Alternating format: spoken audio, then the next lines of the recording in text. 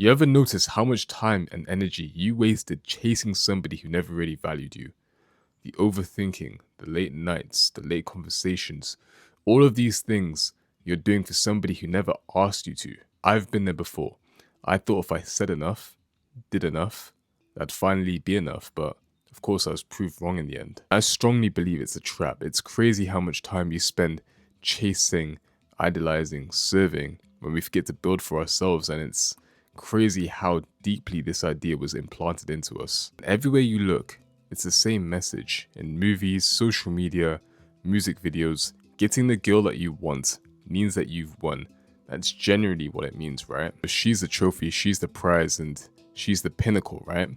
But when you live your life like this, you start living as if purpose is external, like it's found outside of yourself. You shape your identity on somebody else's approval, and piece by piece, you start to lose your power. I can't tell you how many times I've rescheduled my plans, I've spent money that I didn't have, and I've shifted my values for somebody who wasn't interested, for somebody who wasn't showing half as much interest as I was. And of course, you tell yourself things to gaslight yourself to keep you going, right?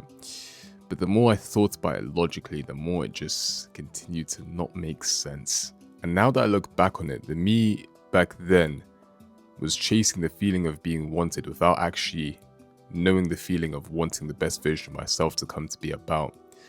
The time I spent chasing temporary pleasure, temporary attention could have been poured into my body, my skill set, my mindset. And I think the realization really hits you hard when, of course, you realize that you could have built something permanent, but you were chasing something so temporary.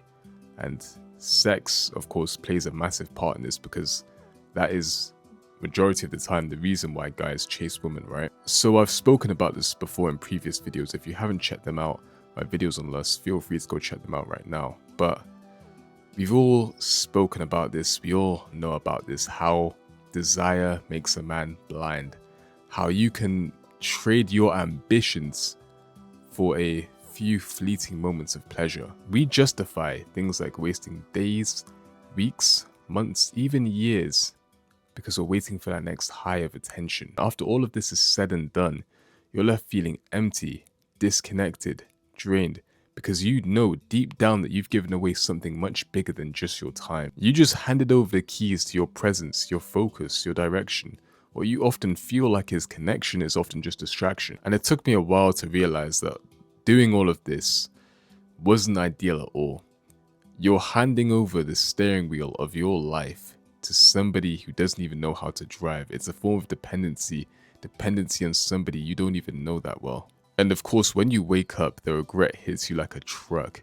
You realize the hours that you've wasted and the hours that you could have been building yourself up into the person that you want to be.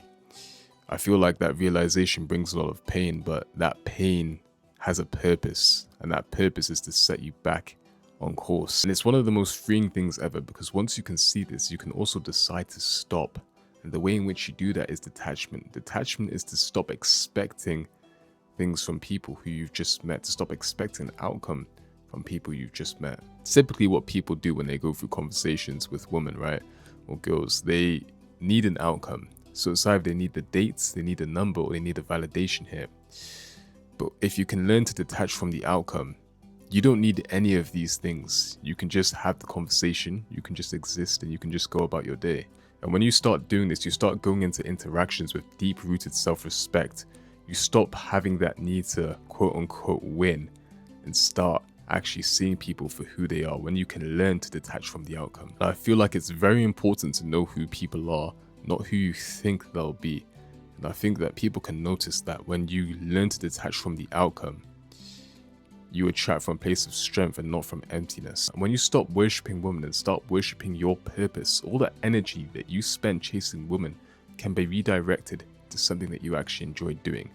Building a business, building a skill set, building a body, something that you can look back on and be proud of. Every hour that you spend hoping that somebody likes you is an hour that you could spend building self-respect. Because in the grand scheme of things, right, I don't think there's anything more attractive to a person than another person who has something going for themselves. And I'm not saying to stop caring about women or relationships. No, I'm saying If it's not God, you should not worship anyone outside of yourself. Stop making other people the source of your validation. You have to build that internally through work, through discipline, through purpose, brick by brick. Things like connection, love, and all of that stuff will come to you, but only when you've already built something or someone strong. You need to build that foundation. So please stop worshipping women and start worshipping your peace, your progress, your potential. Because the moment you do that, you'll realize that you never needed to chase anything at all.